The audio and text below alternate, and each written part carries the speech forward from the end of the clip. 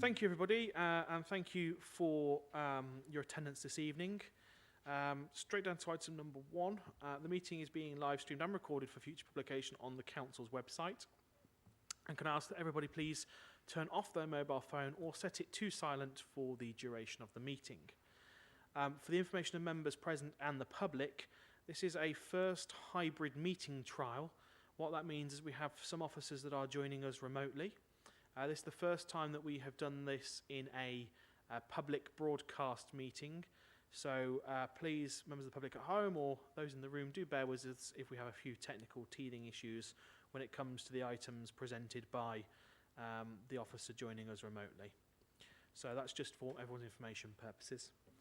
Item 2 is apologies. I have apologies from Councillor Rudkin. Have we got any further apologies? No, thank you. Item number 3 is the minutes of the meeting held on the 11th of January 2022. If I can propose those from the chair, is there a seconder? Thank you, Councillor Kenner. Is there any comment on those? Oh, Councillor Beetham. Hi, thank you. More of a question in regards to the minutes, or one of the actions of the minutes. It was in regards to the letter from the chair and the leader in regards to the Secretary of State for Levelling Up. I was wondering if any action had been taken on that. That's all.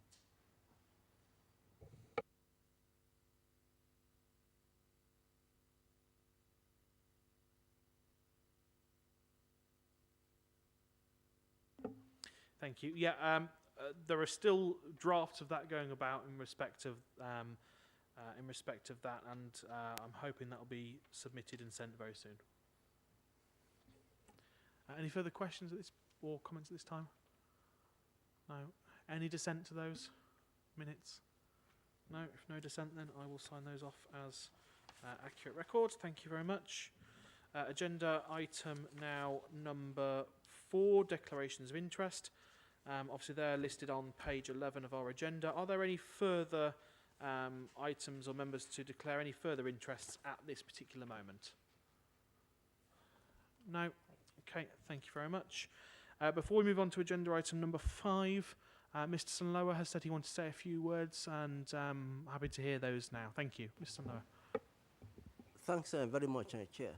I just want to say a big thank you to the Council for the opportunity it has given me to be able to serve as a co-opted member of the Council for the last 8 years. Really. This is my second term. Firstly, I think I started with the economic and corporate, and looking around now, I think 4 years then. I think Councillor Truman and Councillor Kondako were in that committee at that time. So then later on, I was changed to the Audit and Standard. So it's been a great pleasure, and I think also I've learned a bit about the council's and members' whims and idiosyncrasies, and it's been a pleasure. So, and of course, too, 8 years ago, too, Director Richard Sintu, in fact, I remember clearly he was described on that day when I was being interviewed. So thanks very, and I also send appreciation to the officers who have been in attendance in all those, and the community services members too. It's been a pleasure, and then I've thoroughly enjoyed it, and I do hope that the council, the 2 committees too, were able to have had some input to help in the fostering the aspirations and the objectives of this great Borough. So just to say thank you very much indeed, and all the very best of luck to you all. Thank you. Thank you very much for that. And can I place on record the thanks of this committee to Mr. Sonaloa for his many years of hard work, but also the work that he's done on this committee as well more recently, and the outside opinion and voice that he brings through as a co-opted member that I think is absolutely invaluable to an organisation such as NBBC. So thank you for that. Councillor Tromans, I've got indicating. Thank you, Chair. Yeah, I wonder if it would be in order to formally propose a vote of thanks for Mr. Sonola. Happy to allow and happy to second that from the Chair. Any member wish to speak on that particular motion? No. Those in favour? That's carried unanimously. Thank you very much. And thank you again.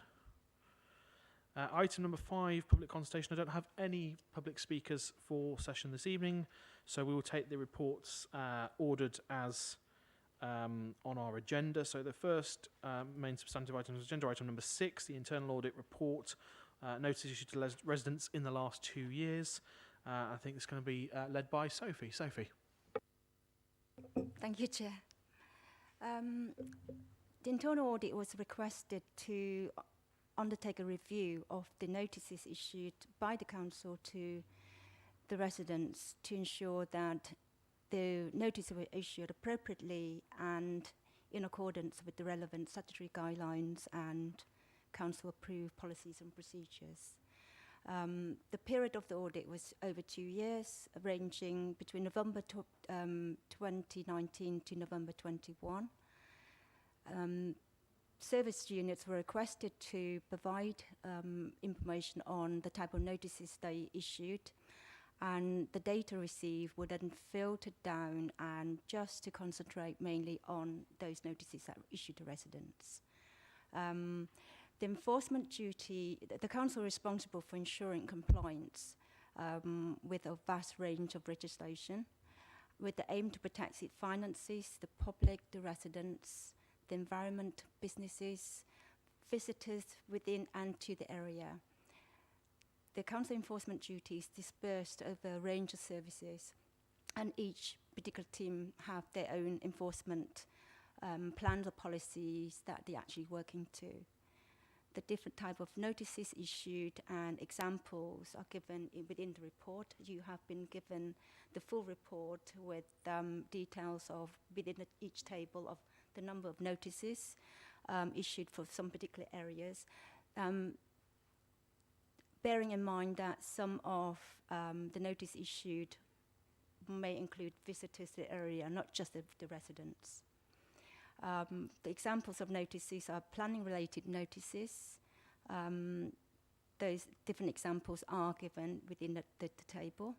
Council tenancy-related notices, for example, where the tenant has broken the terms of tenancy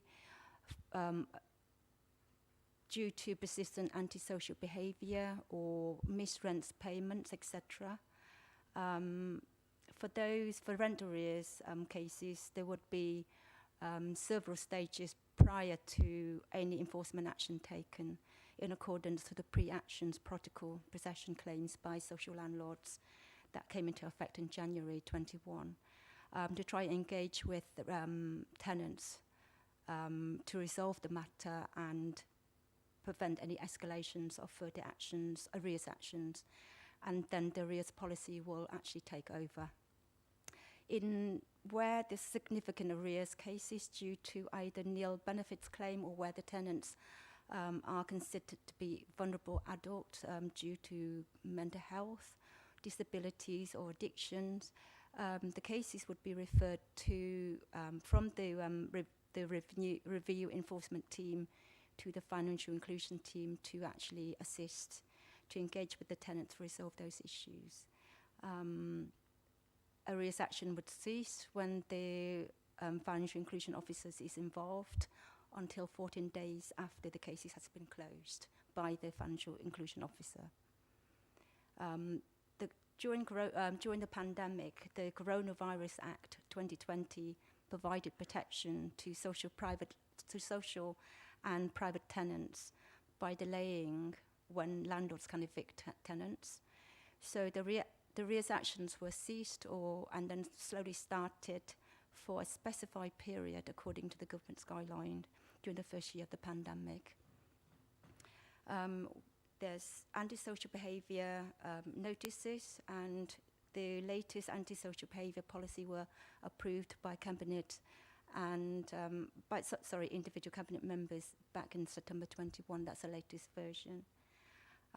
We also have notices served by the capital projects team, where in relation to abatement notices were served, where the council could not gain access to the properties to do gas safety inspection and so on. Various notices served by the environmental health team in relation to food safety, domestic pollution and noise control, pollution, health and safety, etc. There's approximately 153 notices served in the last 2 years on those type of notices. We have the car park penalty charge notices that were served by the civil enforcement team. That's about in the last 2 years, about 4,500 notices were served for contraventions of parking. The protocol, for the parking protocol, usually allow 10 minutes from the times, when the times run out before a ticket is issued. The fees, the initial fees is £50, and which would be reduced to £25, is paid within 14 days if parked the contravention in a normal bay, or £70 if parked in a disabled bay. We have the penalty notice issued for crime, waste, and commercial waste, duty of care offences, fixed penalty notice of fines for littering, fly tipping, graffiti, and low-level fly tippings incidences to offenders. For those type of work services, the council contracted the service out to the environmental enforcement company through a partnership arrangement. The contract started initially back in January 2019, and it was awarded to a company called 3GS for a 2 years period. That contract has recently been renewed, and the current provider to the contract is District Enforcement Company. You can see from the table the number of fines that were issued by them. In terms of the enforcement agency, the company provided everything, including the relevant equipment, staff, and processes to complete the service. The payment for their service provision is met by offsetting the income recovered from the fine, generated through the fine and notices. Any surpluses made after cost has been met would be shared 50% with the council. However, in 2019 and 20, the company made a loss because of the coronavirus and the lack of the reduced number of fines being issued and so on. To summarize the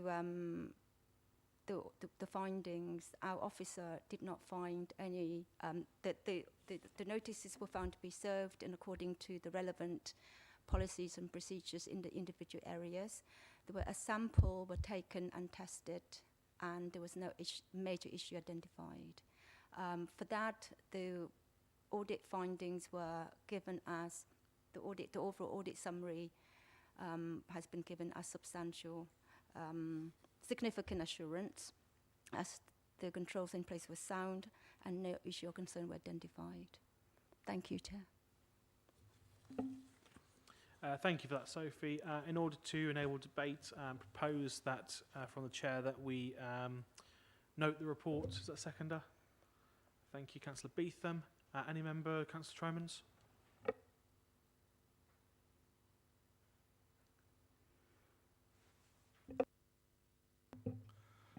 Thank you, Chair. This is a valuable piece of work, I think, to have been undertaken. There's a lot of information in here that will give reassurance to the public, that will enable them to understand exactly what kind of formal notices and penalties and charges are issued by the council directly or via a contractor in terms of littering and things like that, and parking via the county. The other thing that I think the public can take tremendous comfort from is the audit opinion of significant assurance here that these things are done as they should be, to the policies, following the procedures, the appropriate legislation, and as it says in here, that there are sound controls that are operating effectively. You know, we get, all of us, I think, as elected members, questions from the public about all sorts of things here, penalty charges, you know, for people that have littered or for parking or whatever. I'm a little disappointed in only one respect. It's a great piece of work, but it doesn't give us the full story. There isn't the appeals there. There isn't the, this is how many notices we issued, but what's the feedback from that? How many were upheld? How many were appealed? You know, kind of, how many people did we take to court? Did we lose on? That's the kind of, that would complete the circle.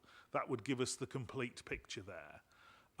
Because when I've read through this, it's not obvious, you know, what the situation is in terms of how, you know, kind of how fair these fines are. And if we're getting a huge number of appeals that are successful, then that clearly tells us that, you know, we need to change something. But if we're getting a tiny number of appeals, whether they're successful or not, it probably tells us that we need to be doing more to advertise what the appeal process is. So we want this to be fair. At the end of the day, the council is here to serve the community. This report can give the community a good deal of comfort about things are done properly or as per the policies and the legislation. But actually, you know, is it being pitched at the right level? The fairness element, the the contextual element isn't there because it doesn't have that final bit to it, I think, Chair, and that would be really useful. Also, when we scoped this, we did say 3 years, and we were talking about all notices, including informal ones. I wouldn't want to send officers back to do another year and to look at all the informal stuff. I think if we have issues with informal notices about housing and whatever, we can probably pick those up one at a time. This is a valuable piece of work. It would just be great to have the a bit more clear about the appeals. Thank you. Yeah, thank you, Councillor. Just before I bring in Sophie, I know there's a little bit of on some of these elements. I think you're right. There are some areas, for example, if we're looking on page 20 of the report, you'll see where it says about 78% of the PCNs remain upheld. Those were looking at the parking, specifically on the parking ones, for example. But yeah, I know doesn't seem to be the ones issued by what was 3GS at that point. You don't seem to have that same level. So I think there is some of it there. But I think the point you make is an interesting one. Councillor Tromans on that point. Could just come back in, Chair. Yeah, I think we really need to have the numbers and percentages and whatever, because without both, it's very hard to put it in context. If 78% of appeals were dismissed, but there was only, you know, kind of 10 appeals or 20 appeals or whatever, that's we're not getting the full story. So we need to see numbers and percentages, I think. Thank you. Thank you. I think Sophie wanted to come back in. Thank you very much. In terms of the car park fines, we have the numbers because that was done by, we were able to actually extract the information from the internal system. So we could see that out of the, there was 78% were upheld, the cases, and the prosecution was at the page 22.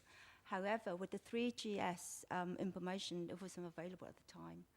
So we did ask the officers who actually carry out the audit has gone back to the management and have requested some information because this is sort of came later, and but because one contractors have outgoing and one was just coming in, they were still collating some of the information. So we can follow up on that because we have requested those information, which is not available at the time when the audit report was actually finalised. Thank you. Thank you. Can I just clarify, Sophie? The information that sort of Councillor Tromans was after and you were saying that wasn't available, is that because it's not held and routinely provided to NBBC and we're awaiting the third-party contractor, or is it that we're waiting, that NBBC hold the data but we're waiting for an internal department to provide that to yourselves? Could you just clarify that for me, please, if possible? It's a bit of both. Some of the information actually held by the internal team, they they stated that they received regular report and reviewed the contract monitoring side of it, but when we requested data, we didn't receive them. So it was very difficult. We have the data that was given to us, all we can do is just analyze the details of it, but when it actually we ask about were there many appeal cases, but I think what it's saying here that a lot of the instances was actually more on the spot fines. So majority of the time, all the things that was actually fine on the spot were paid then because they're low level fine. But we need a little bit more data behind it, and we have requested that, which is we haven't received it. And prior to the meeting, we have chased for the information as well, and they're still collating that. Yeah, thanks, Sophie. I think it's important, and as I said before, you know, the internal audit team could only work with what are provided to them by various departments. And as I say, the offer has always been and remains always open, that if any of those team members need assistance from me as chair in something that the committee has asked for, then I'm very happy to pressure those departments. But I am concerned that there are statements made by the internal team which, for whatever reasons, seemingly they can't back up with the data, though they claim they've had and seen that. So that's something we might want to consider if there are any recommendations we want to potentially add on to this, or to formally highlight to the relevant portfolio holder, for example, our concern that that data has not been provided, and question whether it is held or not, and that's something they could look into. So that's just something that colleagues might want to percolate on a little bit. Councillor Condacor. Thank you very much, Chair. I too am very concerned by the last bit in terms of reports from contractors not being available to the internal auditors. And one good measure of how well enforcement's going is what the appeal rate is, and what happens to all these cases where someone feels they've been unfairly treated by being fined. And we've changed contractors, so I don't know if we could have a recommendation just to have a maybe 1 month's performance data from the new contractor in terms of fines, appeals, etc. So we have an idea of what's going on. Obviously, we don't want to cause a vast amount of work, but I think because all this work is effectively ending when the contract ended, I do think we want some reassurance that we actually are fining fairly and that the level of appeals is very low. The second point I wanted to make was about the balance of things we're fining. A lot of my residents have issues with dog fouling, and some areas dogs off leads running wild, and we've done virtually nothing under the previous contractor for that. If you look at the number of fines, 2 dog fouling, 6 dogs not on leads for a whole year is nothing compared to hundreds or thousands in cases for cigarettes. And I think the contract incentivises the contractor to walk around the town centre looking for people dropping cigarette butts. That's obviously their cash earner. But if areas where residents ring in the council's customer services and say, we've got a massive dog fouling issue or litter issue in the suburbs of Nuneaton, that's not getting dealt with. And it would be useful if there's some geographical breakdown, even if it was sort of town centre or non-town centre, to make sure that our enforcement officers are actually working effectively in places like Weddington and are not just following the cigarette butts in the town centre. My final point, I'm very confused by page 22, in that we've only provided data for February and March. It seems very strange, that little table there. A 2-year study, and we've only provided 2 months of data. And in terms of people being prosecuted, if the identification on the address is not right, then people will be fined in court who don't exist at that address. The number of people proved in absence, I've got no idea if those people ever paid or if they even existed at that address. Mickey Mouse at 1 High Street may end up going to court. So I'd like some reassurance about the not proven in absent cases were actually, what percentage of those actually were tracked and paid. Thank you, Chair. Did you want to come back on that, Sophie? I haven't got any data on that because that's information that was provided or available at the time. Maybe legal services can actually on in terms of the cases in the number of cases prepared to go into court, if possible. Thank you.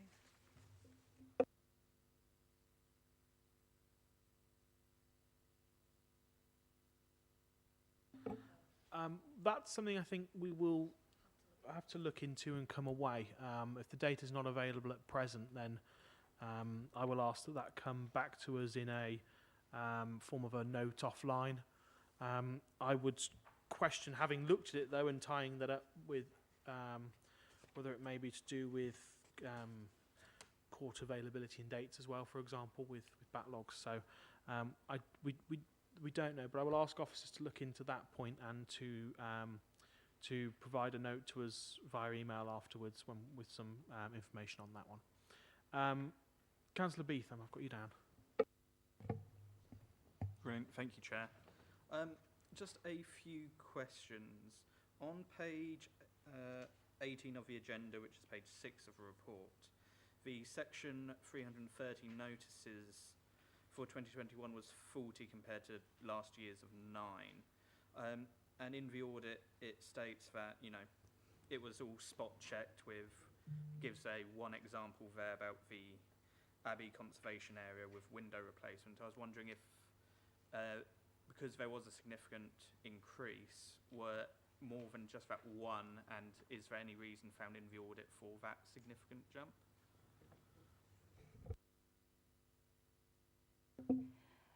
It could very well be because it's during the COVID year. But that's all the information that we were provided by service areas in terms of high H notices, and that's what been extracted and provided to us. But yes, I will check the data for you, because it is, yeah, it does say 40, doesn't it, when it says 3 and 4 and 1. Yeah, thank you, Yeah, Sophie. thank you. Yes. If we can just clarify that that is We 40 were. and it wasn't meant to be 4, for example. It could very well be before. Yeah, just if we could just And that's clarify, yes, I will. I that will. would be helpful. I could check the file. And if it is that it is 40, perhaps we could, in addition to a noting, request a short briefing note from the relevant planning officer as to why there is such a jump in those numbers, even if it's a short paragraph, just to give us some additional contextual, which obviously would be a matter for the planning team rather than obviously our internal audit colleagues who have helpfully presented the data that they have. So if we request that one.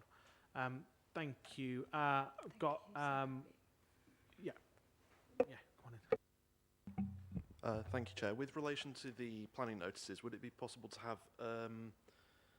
a view of more previous years in non-COVID? That way we'd be better able to compare the data. I think that'd be something that we could potentially ask for. Yeah, yes, certainly. We can actually ask. We can go back and provide another year and see, for comparison sake. Yes, it could well be because it's COVID year, and also resources as well during COVID, and it could be the big jump because people starting doing more enforcement work again. Yes.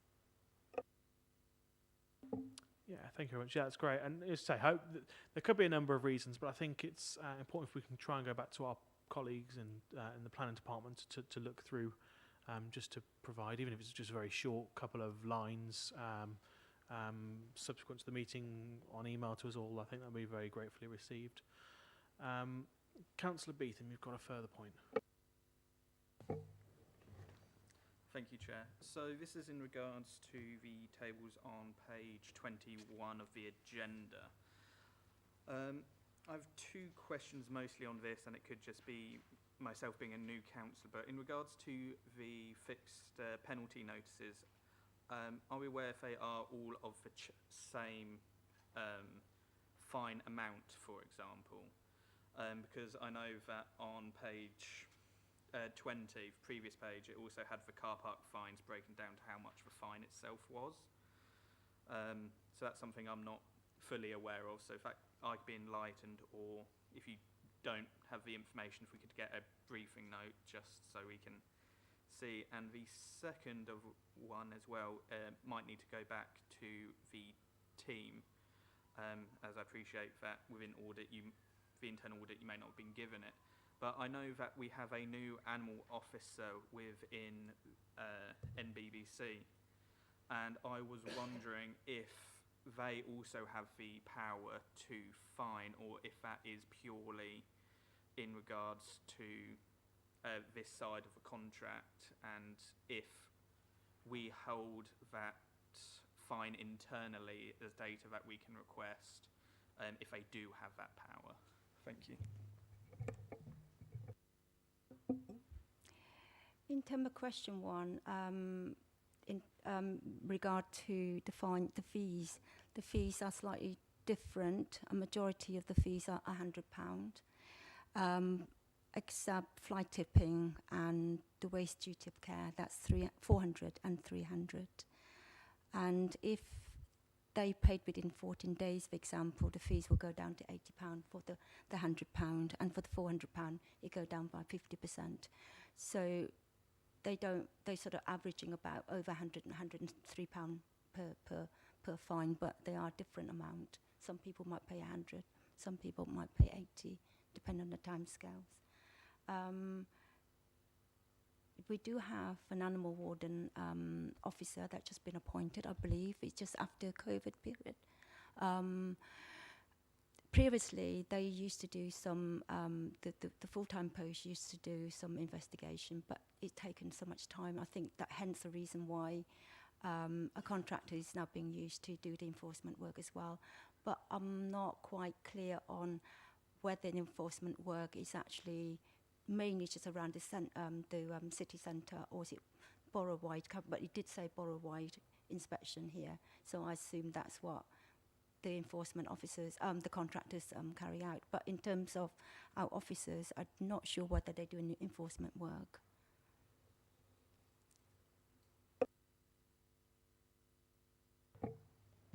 Brilliant, thank you. Could I suggest then in perhaps future audits on relating to this, that the costs or the fine amounts are added into the table very similarly to 3.1.28 on the previous page, just for clarity for residents when they get back. And are we able to request from the team, if we're able to find out if the animal warden does have that ability for enforcement as well? Thank you. Yeah, not a problem. We'll add that to the list of things to take away and circulate to the committee afterwards. I'm sure that'll be very easy to find out what the powers or they do or don't have. But yeah, I want to come back to a point that we had earlier on in respect of the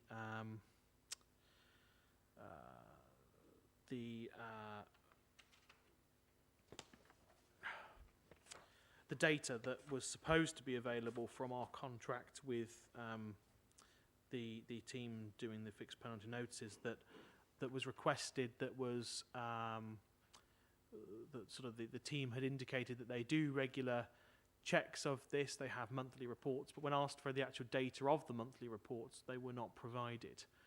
I'm not satisfied on behalf of the committee with that response from the department in question.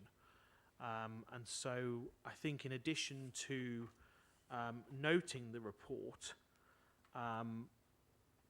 potentially move an amendment to that along the lines of requesting the cabinet minister, the member, to review the point that Sophie raised about the data being available or not available, and ask them to investigate that to ensure that the data is provided now to us, given that we also have a new contract, and that they report back to Audit and Standards at our next full meeting, either verbally or with a written report, to assure us that that work has been done. So that's the proposal there. Is there a seconder for that? Councillor Tromans? Thank you, Chair. I'd like to second that, and I'd like to add a further bit to that amendment, if I may. which is to say, as this is now, you know, kind of, it says in the report, this forms part of the revised audit plan, the formal audit plan for the year. Clearly, we're going to want to rerun this audit again next year, or certainly the year after. Can we state that in future years, all of the challenge data needs to be appended to the tables? So for the fixed penalty notices, those that were appealed successfully, that's parking, that's enforcement, and all the rest of it. Every one of these tables has got data on there where somebody could, even if it's a notice to quit or whatever, challenge these notices. There's a mechanism for all of these, and we want to know the numbers and the percentages in terms of numbers challenged and percentage successful for all of these tables, please, if we can put that amendment in so that future reports have that.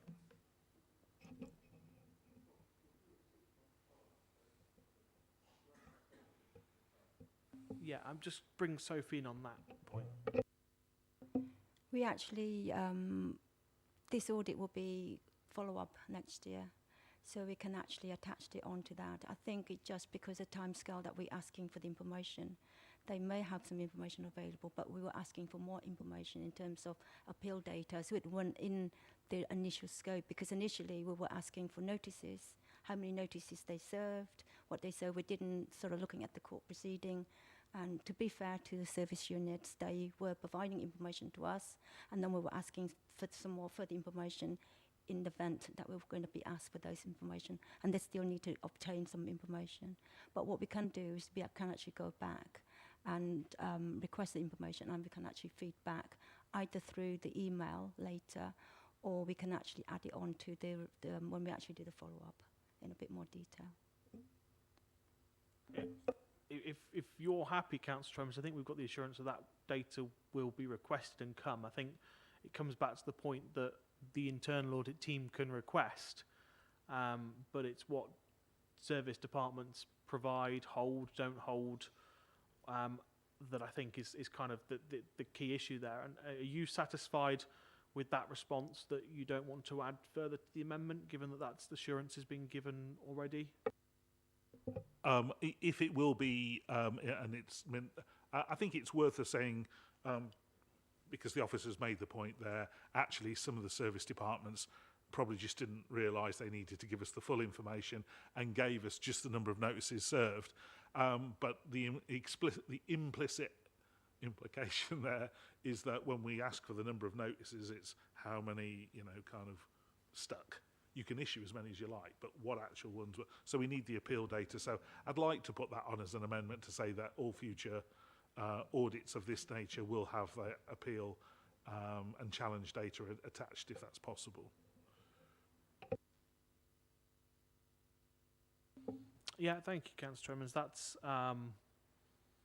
certainly within scope of that, and I'm happy to accept that as a friendly addition to that. Councillor Condical wanted to make a substantive point. Thank you. 2 points. One, I agree we need the challenge data because that proves how robust the system's working. And coming back to an earlier point, if we are doing a follow-up review, I am concerned that most of the enforcement is only happening in the town centre. So if we can, on that 6-month review, ask for just a ward total of the number of FPNs, so we can actually see if the enforcement teams are getting out to the Weddingtons and bar pools and whatever. Thank you, Chair. Yeah, I'm seeing nodding heads, so thank you. That's been picked up. So obviously we've got the motion as now amended, which is to note the report. In addition, to request the cabinet member review the point raised about the data being available but not then being submitted, to obviously ensure that that is done and to report back to us, and the addition of the point from Councillor Tromans about ensuring that reports of this nature where we're looking at notices, departments are being asked for, and we are expecting them to provide the full breakdown of success, etc. The challenge data, thank you, that's the terminology I was looking for. Any further members to speak on this point? No. In which case I'll move to the vote. Those in favour? That That is unanimous. Thank you very much. Thank you, Sophie. So that is agenda item number 6. We now move on to agenda item number 7, which is the internal audit report on section 106 agreements, planning obligations for the past 5 years, which again is coming from Sophie. Sophie. Thank you, Chair.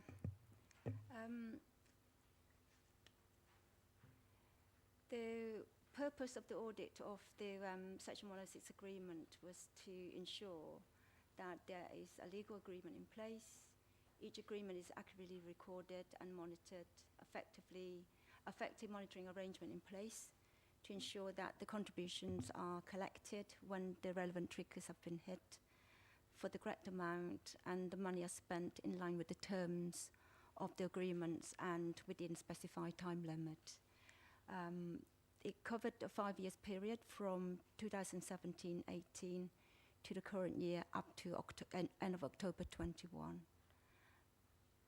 This area of work was last reviewed in April 2017, and a limited assurance opinion was given at the time.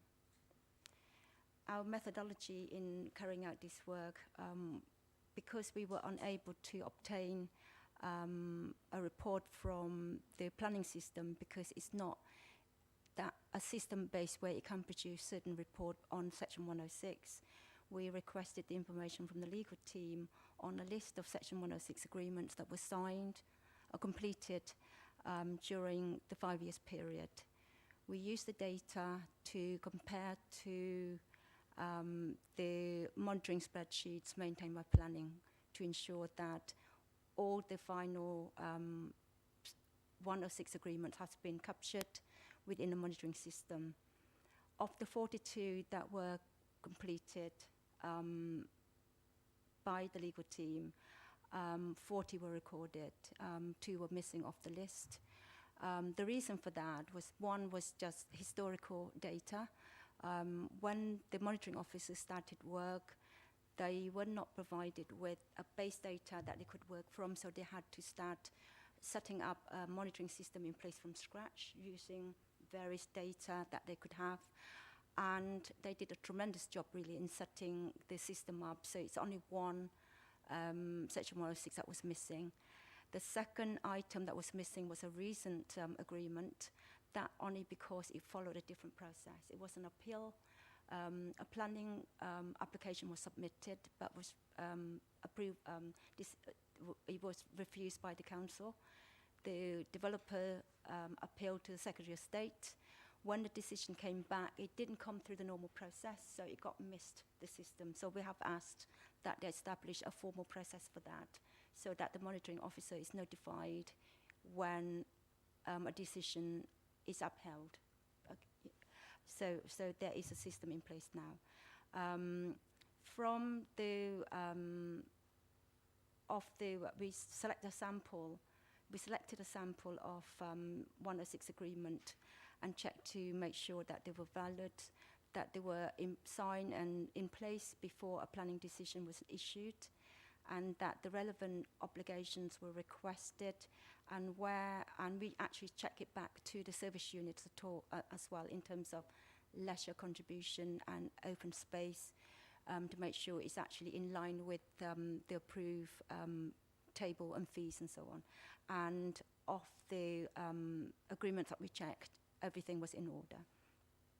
We also look at the financial transactions and the spend data that actually captured by the finance team in terms of the contribution that were received and recorded, and where it's been allocated to, and what it's been spent on. And the system showed it was the control in place, and there were audit trails available, and we can trace them from the receipt coming in and where it goes to, and it's all recorded. And also there are various spreadsheets to actually support the spent data and all the different type of obligation that were coming in and the areas that they should be spent on.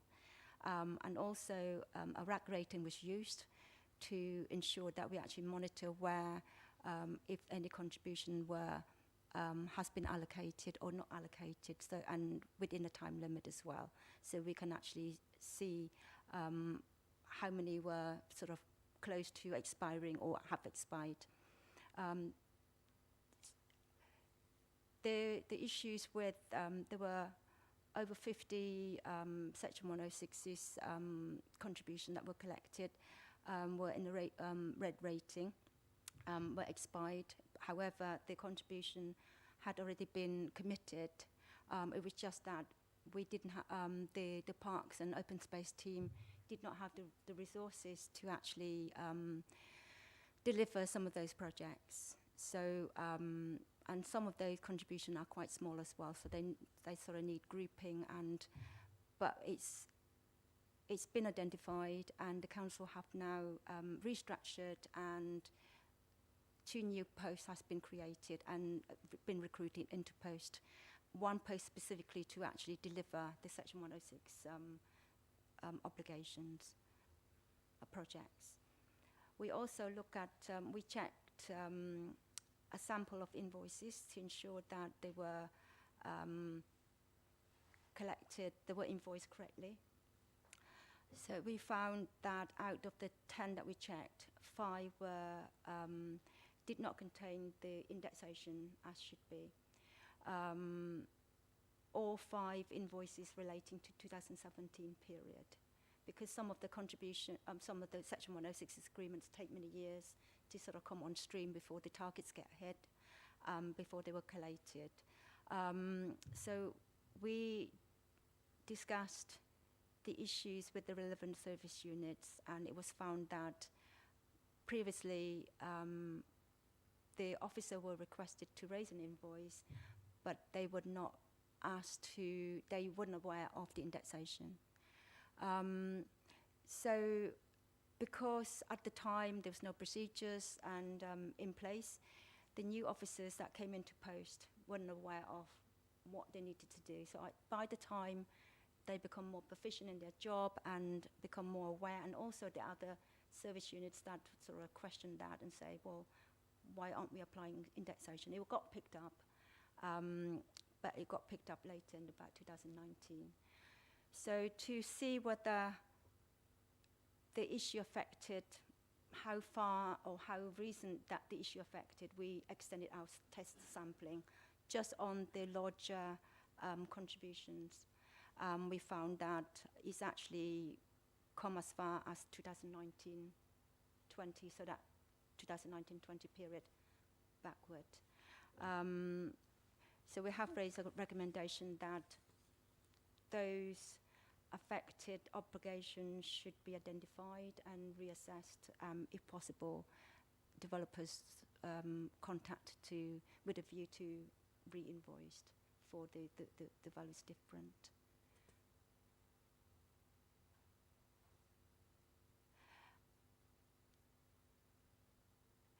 Although, because of the issues were historical, we recognise that we acknowledge that the officers have made many improvements since the area was last audited. The processes in place is such a manually driven process. There's no technical solution, and the officer doing the monitoring is only a part-time officer. And also within the planning section, they did not have enforcement officers in terms of the condition enforcement officer in post for some time. They have filled the recruitment for 2 posts, but the assistant post that was meant to help with the monitoring of Section 106 it's not been filled. So it is a very, very limited resources in that area, considering the amount of obligation and the sum involved in this income stream for the council. So we have made a recommendation that the council either look to the technical solution to improve the efficiency of the processes, the effectiveness of the processes, or getting more resources in to the post to help with the recovery of the monitoring of the Section 106s. In spite of the number of issues were raised, we gave a satisfactory assurance on the current arrangement, limited assurance on the past arrangement, because so much improvement has not been made, and also the invoices have been correctly raised since 2019-20. It's just going back and to identify those that was affected to see whether we can actually do something about them. So thank you very much. I will take questions now if you have any. Yeah, thank you, Sophie. So to enable debate, move that we note the report. Is there a seconder? Councillor Beetham, thank you very much. I've got Councillor Tromans wanting to speak. Thank you, Chair. First of all, before I start with my comments, I'd just like to get the answer to one question. Can you give me an approximate figure for the indexation that wasn't invoiced?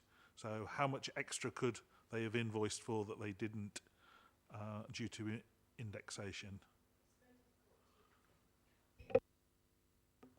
Sorry, it's very difficult to give a value on it because the data could go back. It's depending on how far we're going to go back. Yes, because it's how far we're going to go back or how far we would recover, but it will be a substantial sum.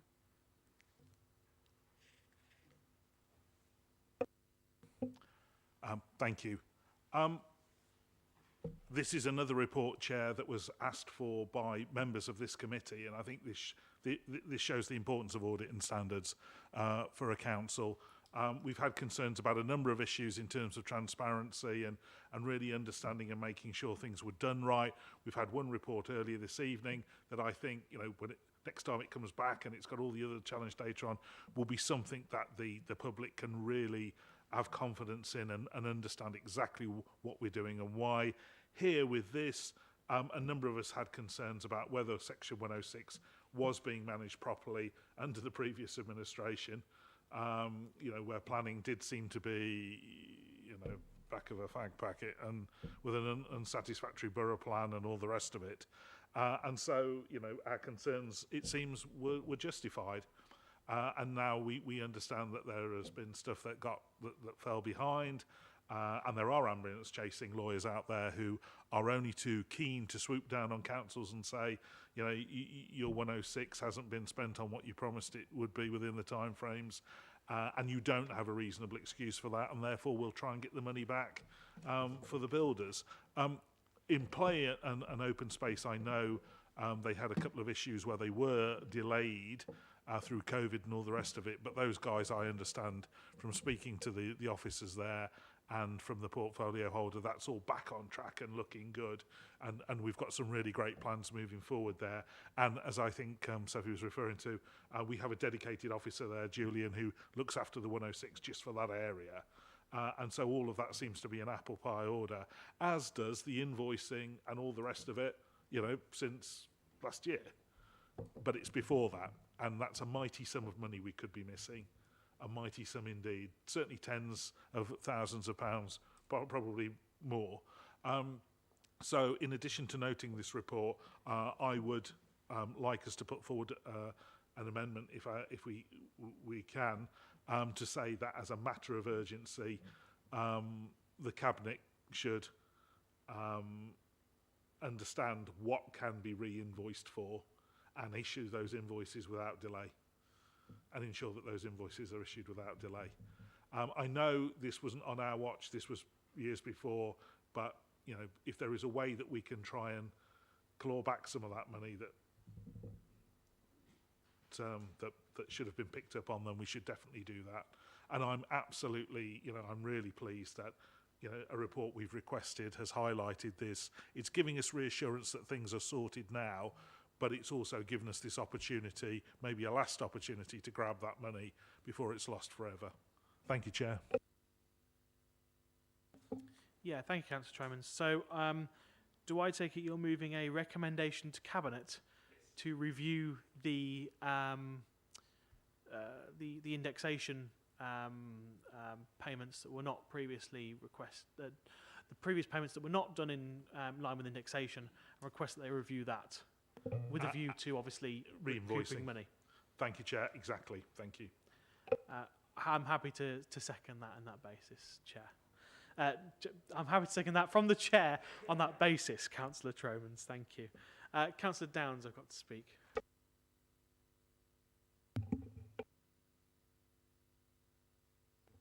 That's it. Okay, thanks, Chair. A couple of things that concern me about this, Chair, to be honest with you. In previous life, I used to be National Construction Manager for a major house builder, funnily enough. And we used to get phone calls, we used to get visits, site visits. It's called the old-fashioned way of putting it into an Excel spreadsheet, using a calendar, and saying, right, okay, you're going to hit X percent of occupied properties on that time frame. We'll give you a call and make sure you're ready for your invoice. It's as simple as that. Failing that, you get in your car, you get out site. We never had a problem with any of our local authorities that we were dealing with this. And believe it or not, the house builders themselves, the developers, are grateful for any input and a site visit from a council officer. So I'd just like to know how they're managing it, really. What's their process in managing the 106 money and seeing when it's available? Because to me, on this, it seems to be it's sort of a bit hit and miss, really.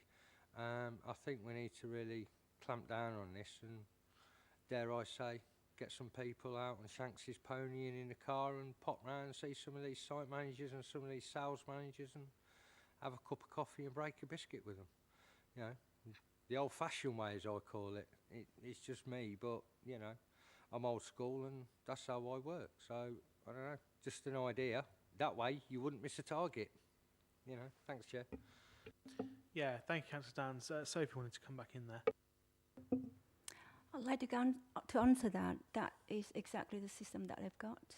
They have not missed any targets. It's actually been monitored. But I think the reason we found that, because the officers is only part-time, it's only half a post, the targets are monitored, but it's not in a constructive way in terms of a program process.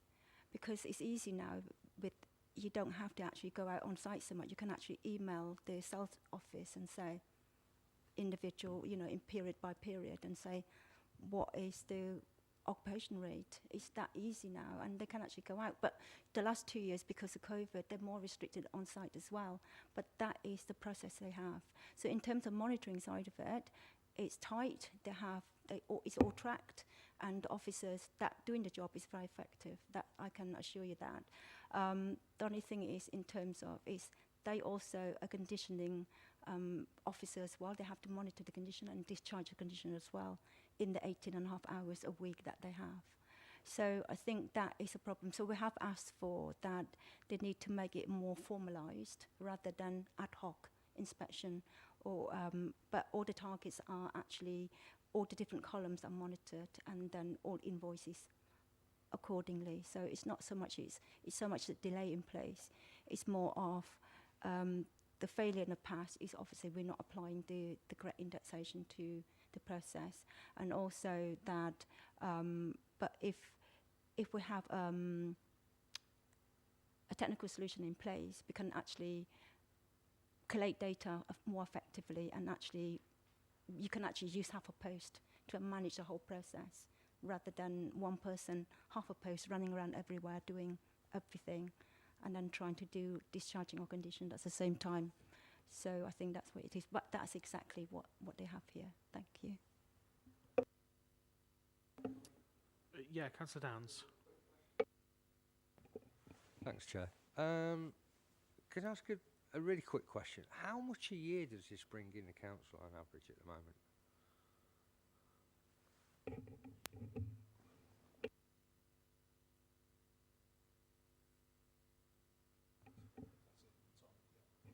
Oh, sorry.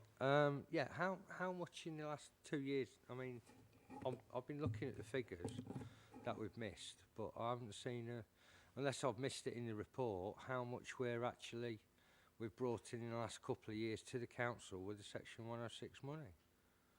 Unless I've missed it.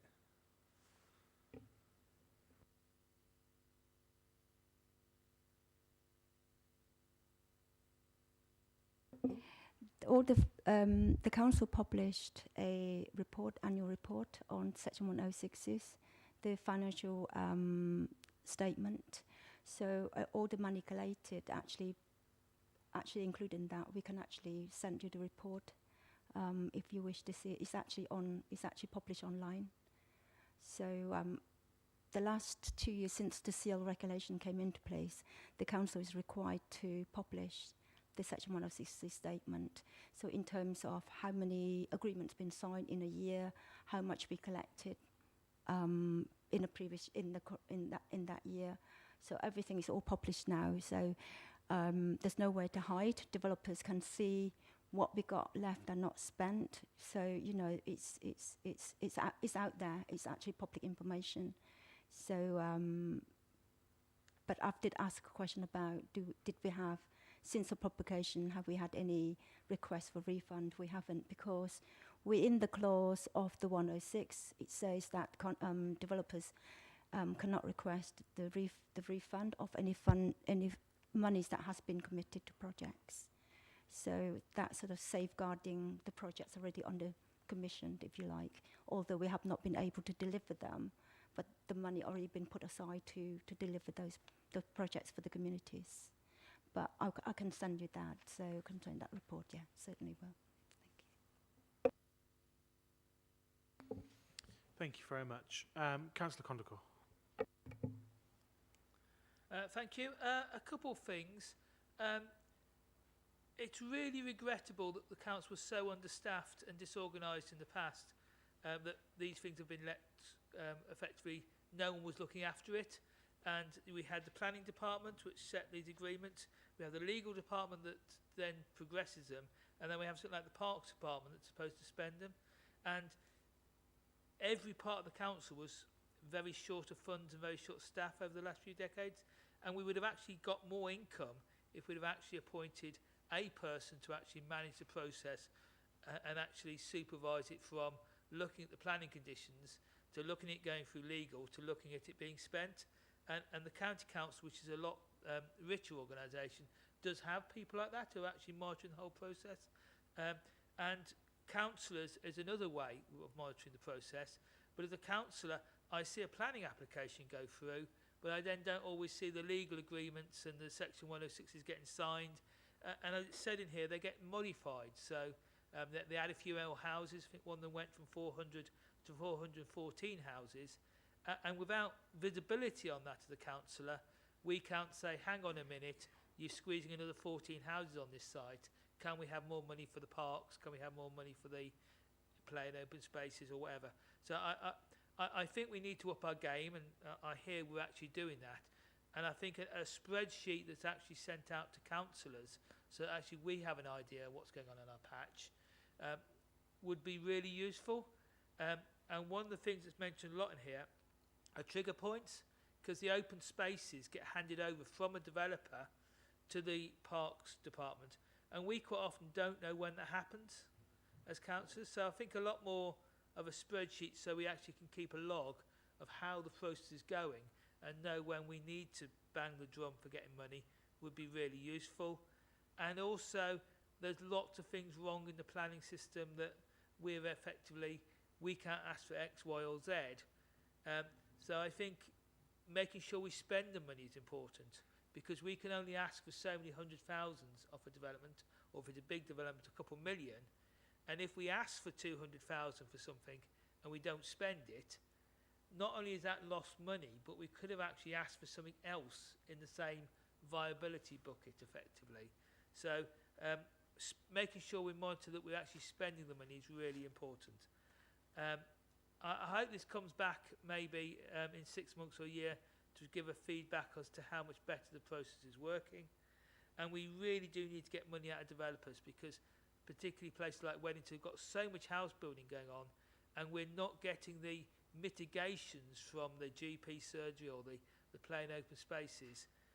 And if we wait too long, if the housing market turns, developers may go broke. I mean, yeah, we're in a really good time for housing developments at the moment, 25% profit margins, ever-increasing housing markets.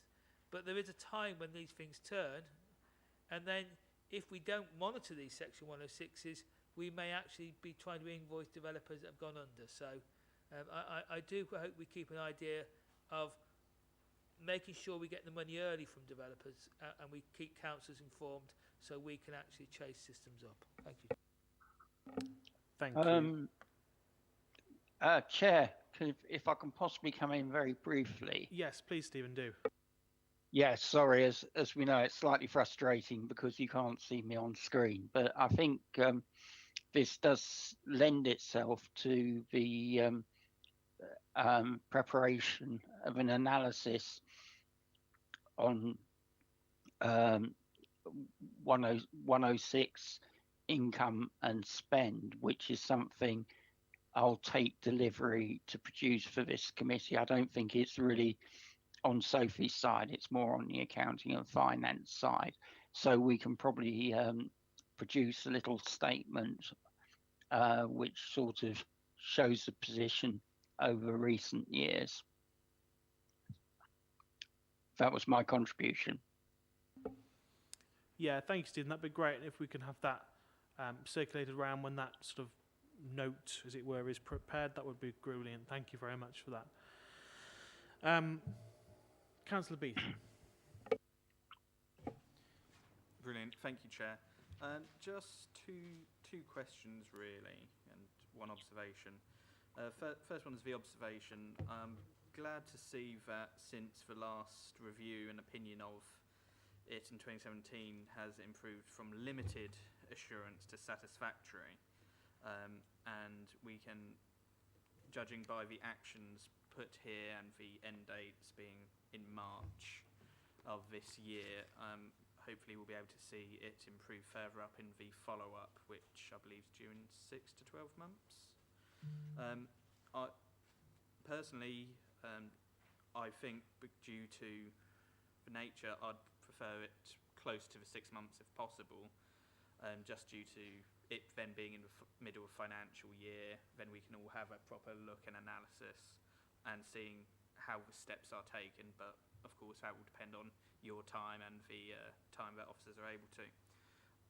On page 24, it states that 1 and 5 in the table are substantial. However, on the key on page 25, there is no definition for substantial. That could just be me overlooking it or not seeing it. Would you be able to tell me if substantial is the same as significant in this regard?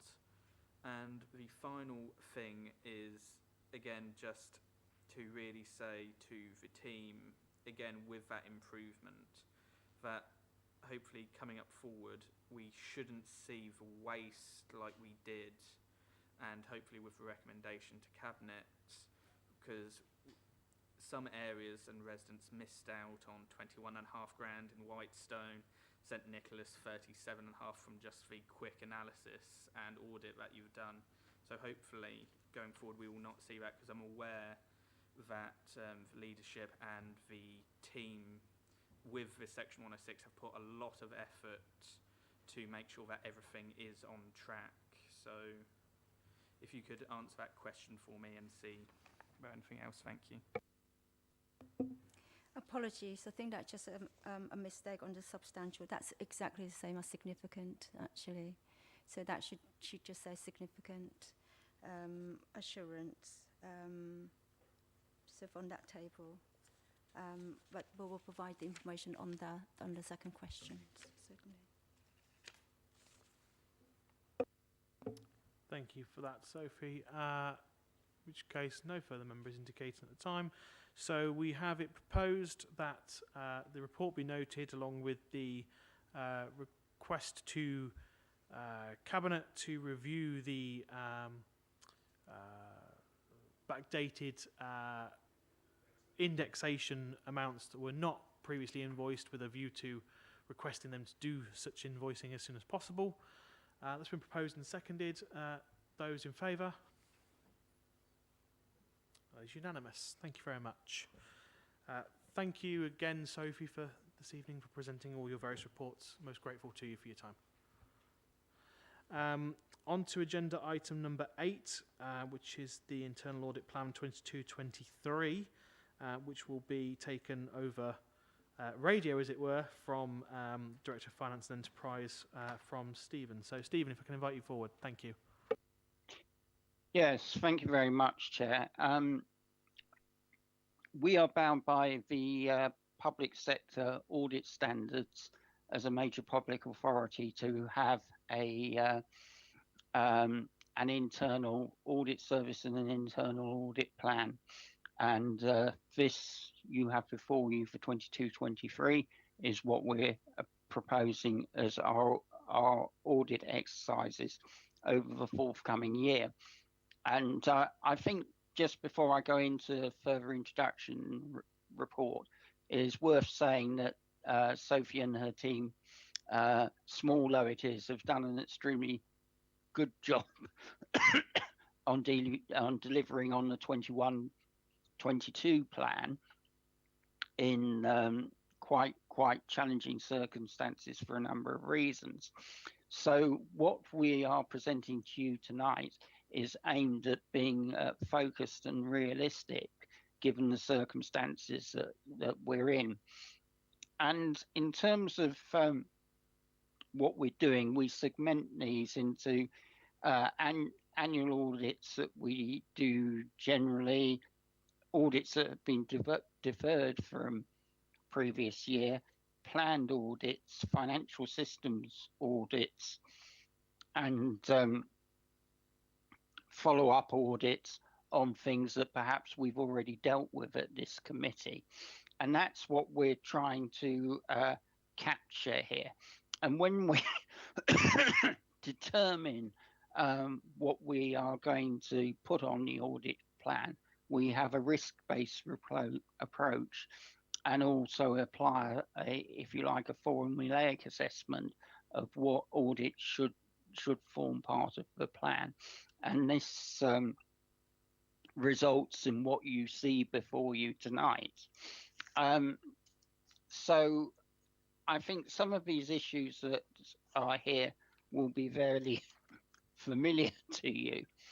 I think probably it is worth mentioning that in relationship to the part 2 item that we have on the agenda, there is an addition to the plan, which is the council-wide audit of the purchase of goods and services and the operation of relevant systems and controls.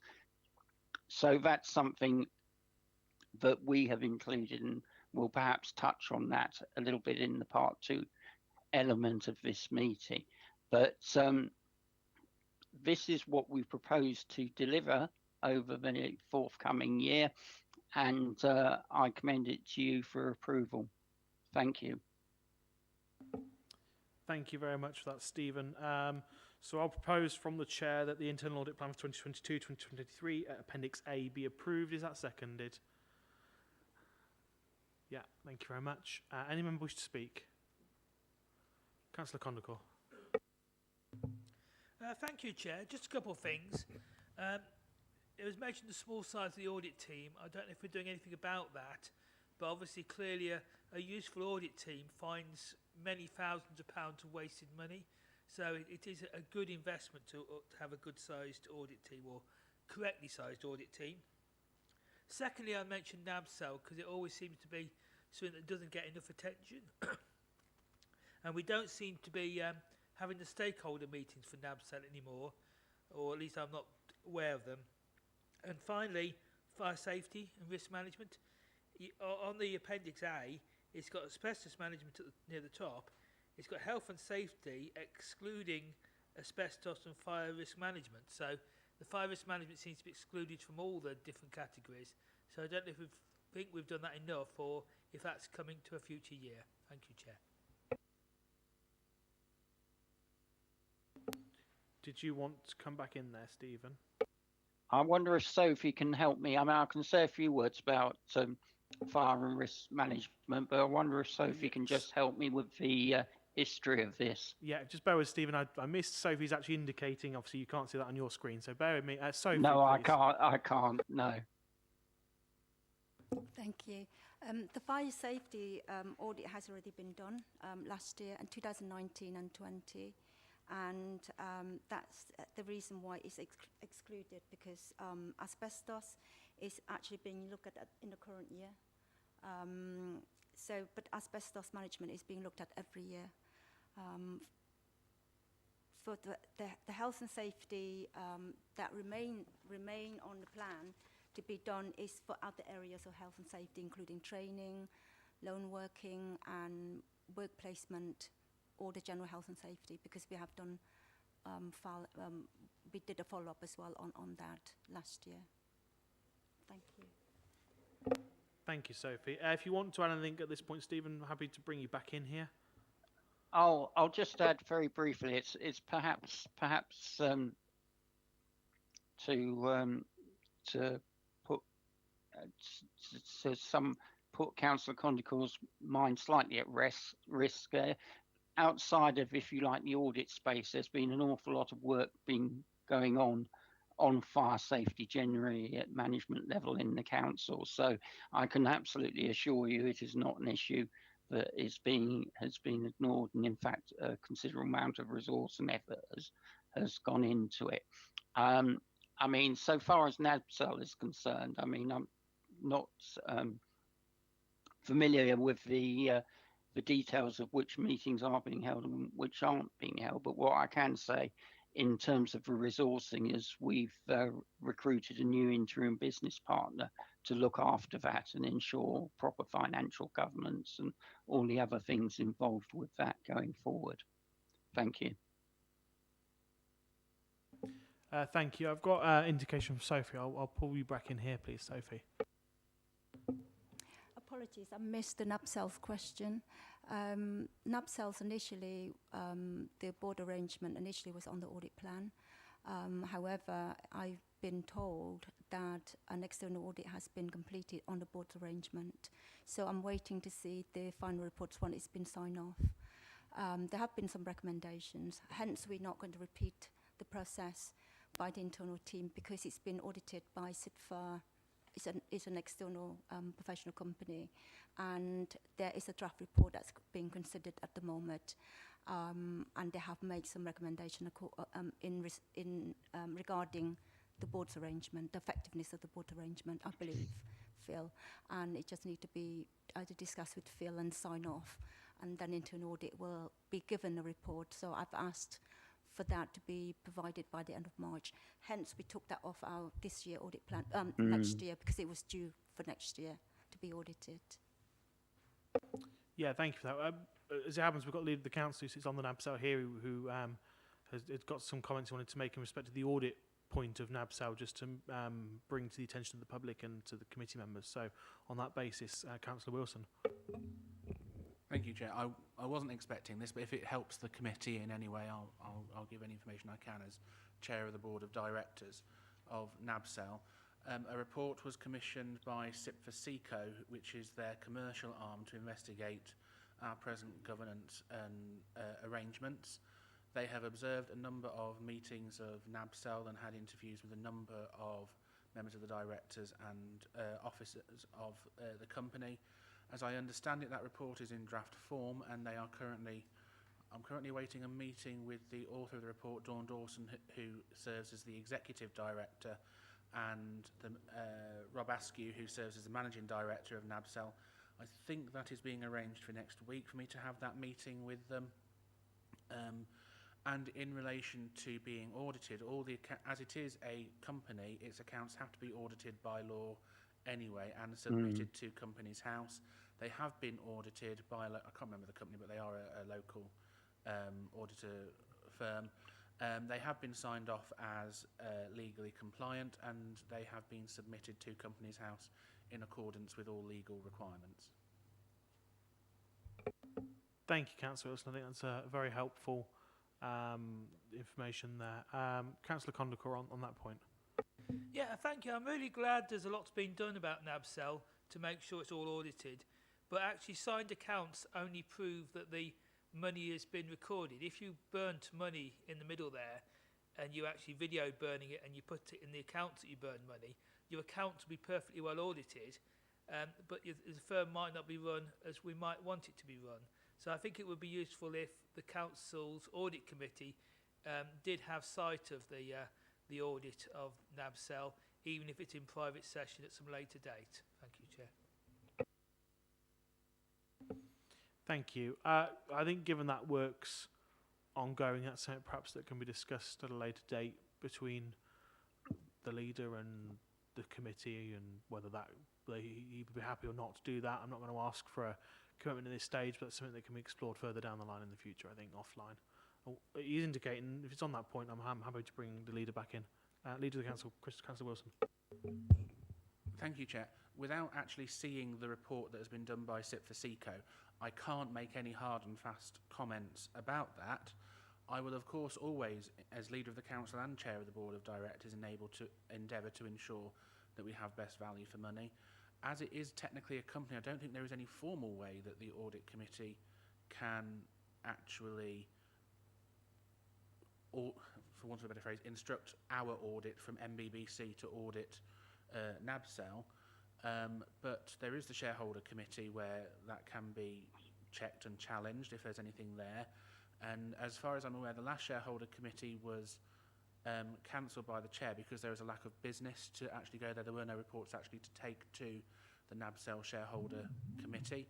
But if there are any reports, then they will always be submitted to that shareholder committee in any event. If there is any requirement to change the actual structure of NABCEL, that would require, as I understand it, and I'm looking at Phil here for guidance, a change to its articles of incorporation and possibly some council, because it has been set up by council and we actually nominate or designate our representatives on there. That may require a council decision to do that, depending on the result of what comes out of that SIP for SECO audit. So I would only be speaking hypothetically in this circumstance, Chair, but in principle, if a decision is required by council, then all members would have a opportunity to have a say at full council if that is indeed necessary.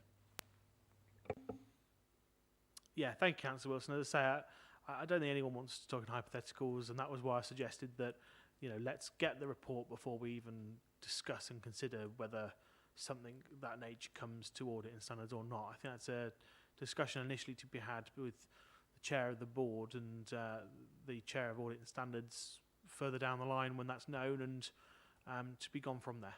I think is a fair way to do that. I think there's no one's asking you to, and certainly I would not ask you to predetermine, prejudge anything that may or may not come from a report. I think it's perfectly proper that that's received. It's given time for the NABCEL board to review that and decide that, and conversations can be had down the line. They don't need to be had at this stage. But so yeah, just to make clear, I don't think, certainly from the chair, was not expecting a concrete commitment when we don't even know what a report says. So thank you. That was certainly very helpful on those specific matters.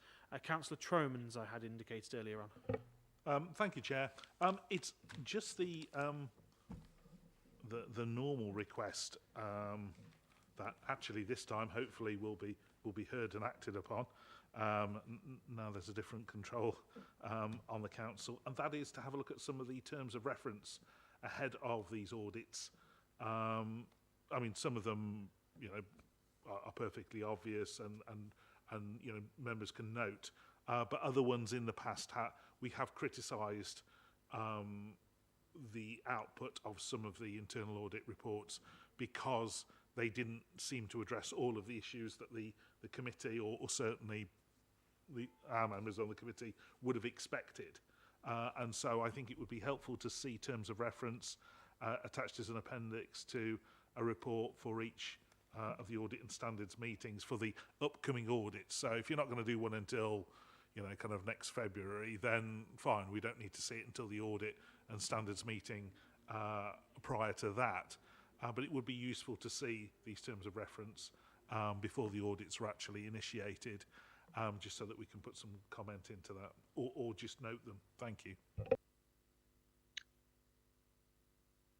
Yeah, Chair, if I very briefly, that's please, certainly Stephen. something, yeah, I think that's certainly something we can look at and probably select immediate forthcoming audits and just share those with the committee in a report for information or comment. Thank you. Sophie indicating as well. Sophie, you want to come in here?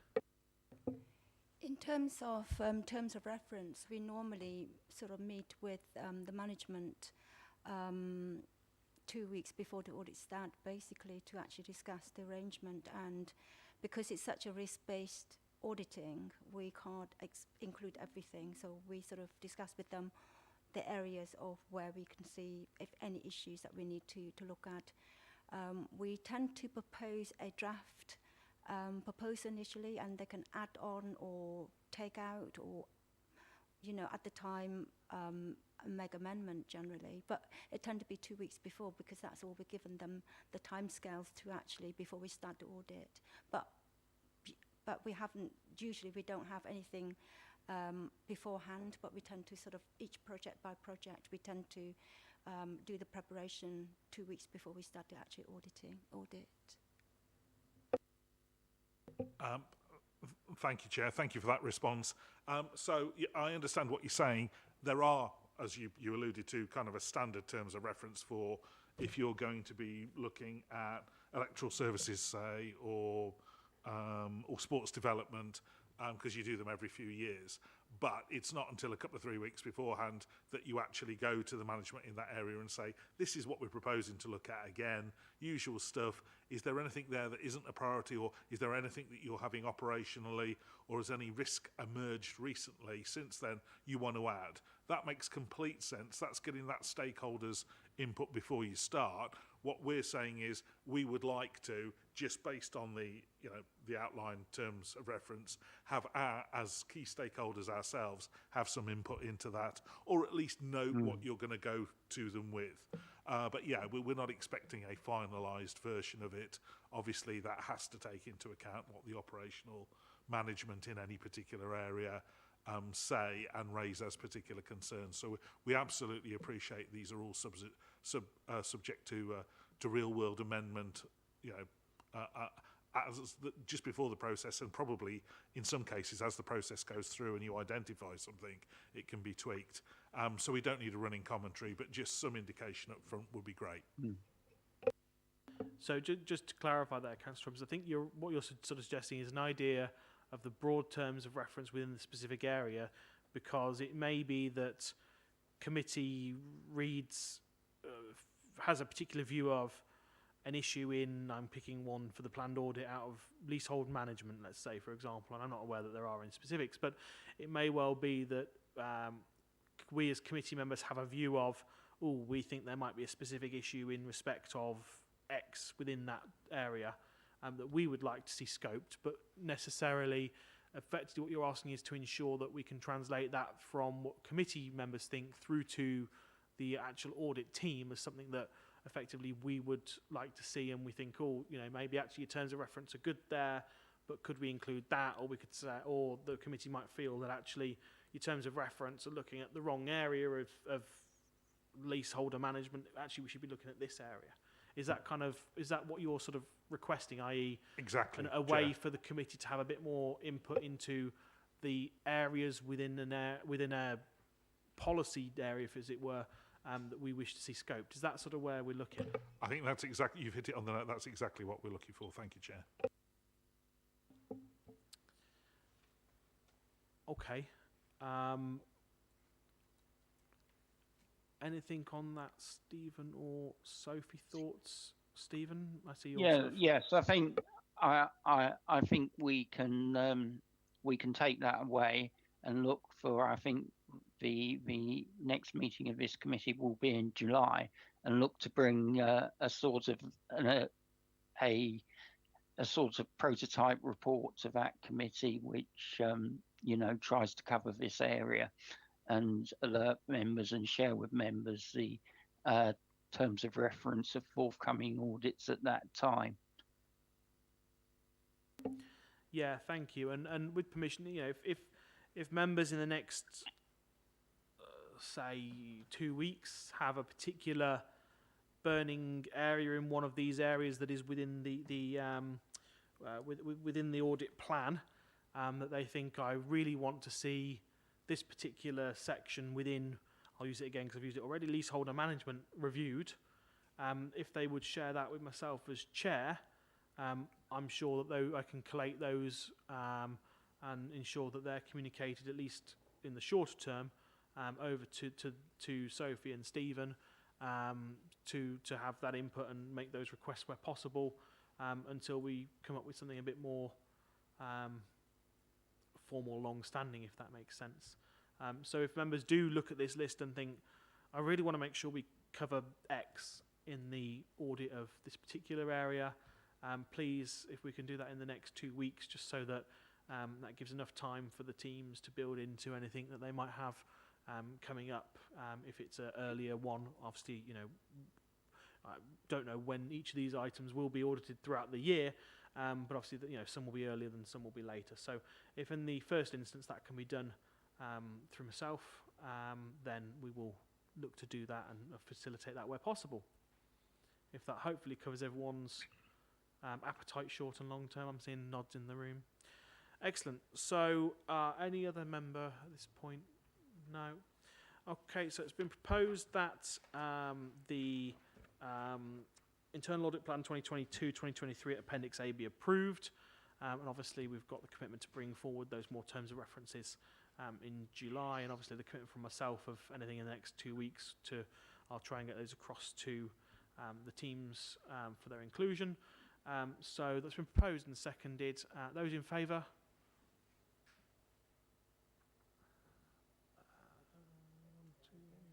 Those against?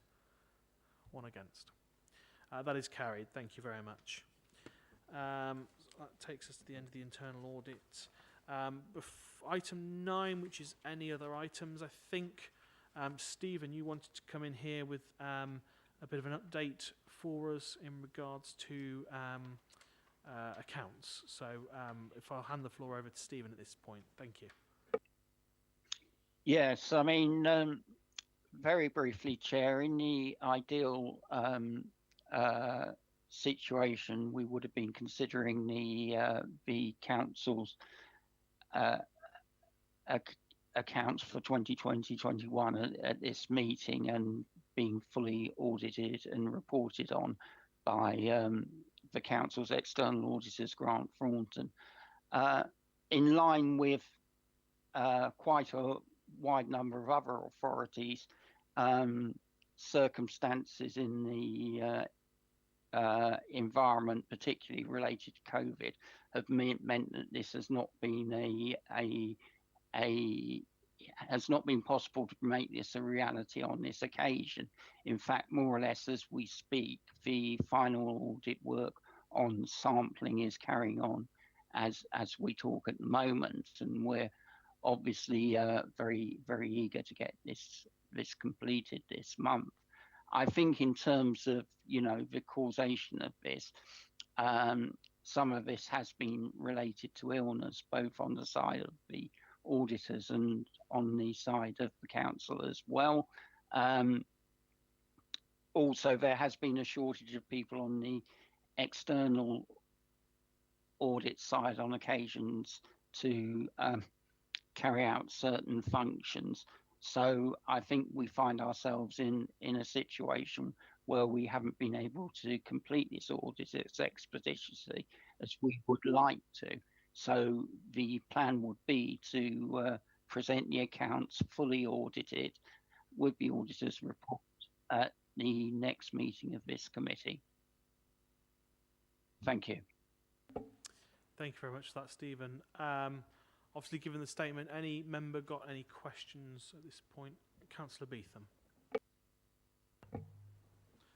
Thank you, Chair. Just querying, because of the status of the audit and it already running over, as it were, would it be possible, and again, I am new, so please forgive me if it's wrong, but would it be possible or sensible to call an extraordinary audit and standards meeting to check over the audit before the next one in May? That's just my opinion, if it's ready in time. So that was something that we spoke about prior to the meeting. My specific question was looking at the period for the remainder of this municipal year, on the basis that we are the committee at present. My understanding was that it is not likely, is the advice I've had, that it would be in a position for us to approve that before the end of the municipal year. So I believe from advice I've had, and I'll invite Stephen in a moment, that if we were to want to do that, the earliest any such meeting would probably be very late May or June anyway. So the question will then be for next municipal year's committee whether they want to call or not call. I don't believe that we should bind any future committee at this stage, and given we don't know, or given we're relatively sure that it won't be ready by end of April effectively, then I wouldn't want to say that it would definitely be ready for May the 28th or whatever date we might pick. So I think that is a question that has been asked, and I think it's something that will have to be kept under review as we go forwards, and obviously for the new committee to decide next municipal year what it wants to do or not at that time. Stephen, anything to add on that point? I think that's a pretty fair exposition of the position. I don't think we will be able to certainly do this in April, so it would take us into May if we were going to hold a special meeting. And I'd probably be a little bit more comfortable if we didn't commit to that now, but actually have a word with the Grant Thornton team if there was a desire to hold a special meeting rather than hold it over to the early summer meeting, and actually see if their full report, if you like, and sign off can be delivered and by what time.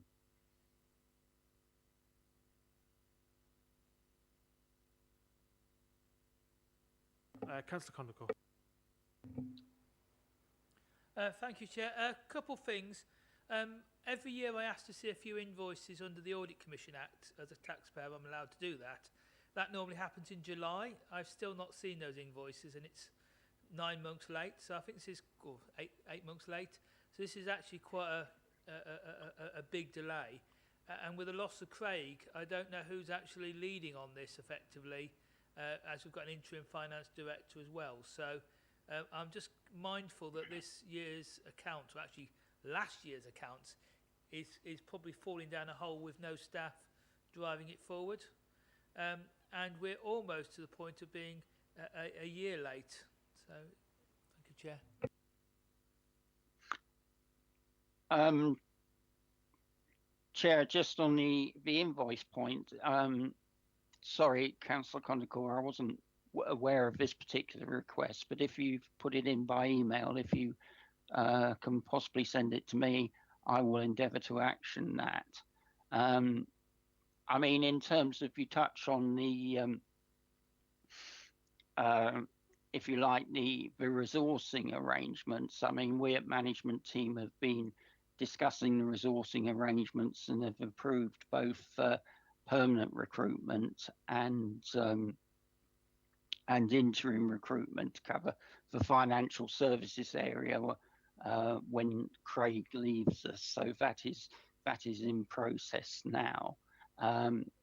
Obviously, I am an interim director of finance, and the substantive appointee will be arriving in May as well, which provides both permanent leadership and also additional capacity, as there will be a handover period between her and myself.